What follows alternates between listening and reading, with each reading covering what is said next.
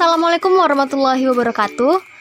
Halo semuanya, saya Rizky Aulia, mahasiswi Universitas Riau, Program Studi Teknik Informatika Angkatan 2020 dengan NIM 2007-113790 akan menjelaskan mengenai use case diagram dan kelas diagram pada sistem informasi persediaan barang toko grosir. Baiklah, sebelumnya saya ingin menjelaskan apa itu use case diagram terlebih dahulu. Nah, use case diagram adalah satu dari berbagai jenis diagram UML atau Unified Modeling Language yang menggambarkan hubungan interaksi antara sistem dan aktor. Use case dapat mendeskripsikan tipe interaksi antara si pengguna sistem dengan sistemnya. Atau dengan kata lain, use case diagram adalah diagram yang digunakan untuk menggambarkan secara ringkas siapa yang menggunakan sistem dan apa saja yang bisa dilakukannya. Adapun komponen use case diagram diantaranya adalah yang pertama itu aktor. Itu dilambangkan dengan gambar orang. Ini mewakili peran orang, sistem yang lain, atau alat ketika berkomunikasi dengan use case. Lalu yang kedua ada use case itu sendiri, di mana itu dilambangkan dengan lambang oval. Itu merupakan abstraksi dan interaksi antar sistem dan aktor. Lalu ada tanda panah, yakni association, yang memiliki arti yang merupakan penghubung antara aktor dengan use case. Lalu juga ada generalisasi, dilambangkan dengan tanda panah dengan garis putus-putus. Itu menunjukkan spesialisasi aktor untuk dapat berpartisipasi dengan use case.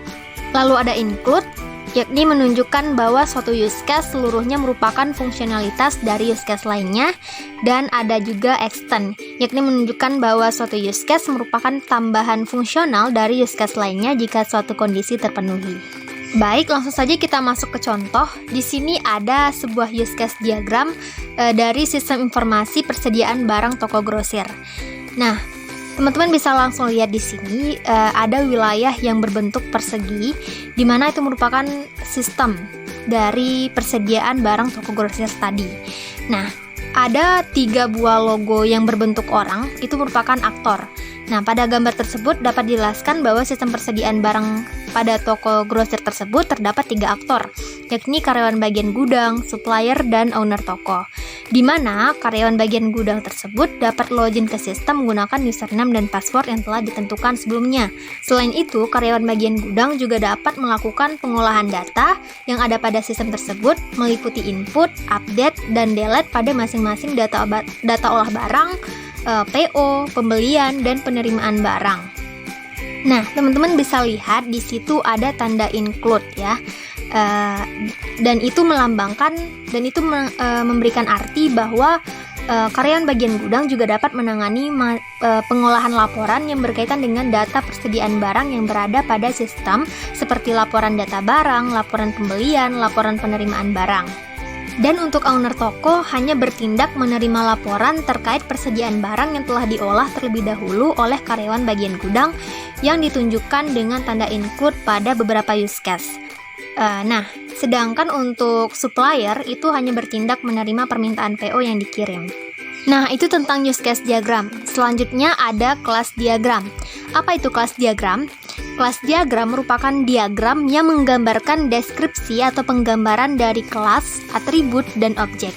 Di samping itu juga hubungan satu sama lain seperti pewarisan, containment, asosiasi, dan lainnya.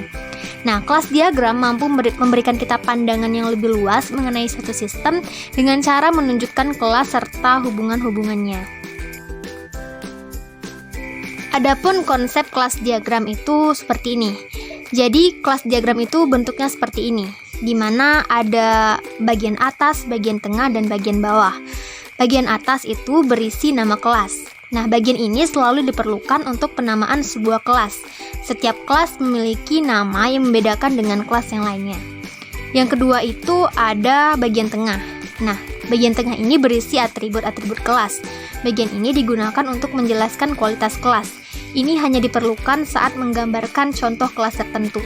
Nah, selanjutnya ada bagian bawah, yakni termasuk operasi kelas atau metode. Setiap operasi mengambil jalurnya sendiri. Operasi menggambarkan bagaimana suatu kelas berinteraksi dengan data. Nah, di sebelah kanan teman-teman bisa lihat, di situ ada sebuah contoh kelas diagram, di mana nama kelasnya itu ada buku, lalu atributnya itu terdiri dari ID buku, judul buku, dan juga penerbit. Lalu juga ada selanjutnya di bagian bawah ya, itu ada operationnya, di mana operationnya itu terdiri dari tambah, hapus, edit, dan tampil gitu. Nah, ini dia contoh dari kelas diagram. Sama seperti tadi, di sini contohnya itu adalah pada sistem informasi persediaan barang toko grosir. Nah, pada contoh ini terdapat sekitar 1, 2, 3, 4, 5, 6, 7, 8. Ada 8 kelas pada contoh gambar ini.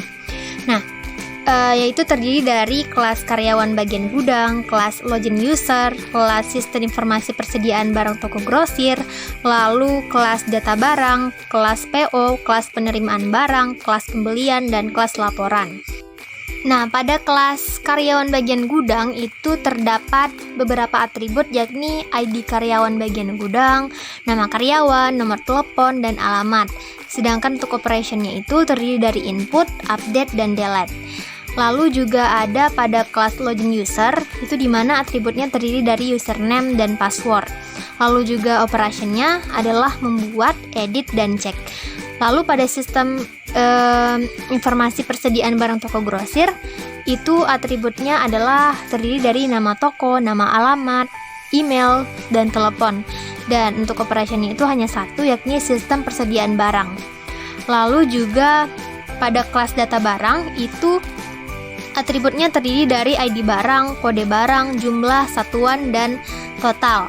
Dan untuk operationnya itu ada input, update, dan delete. Lalu juga pada kelas PO, itu atributnya terdiri dari ID PO, kode barang, jumlah, satuan, dan total. Dan untuk operationnya itu ada input, update, dan delete.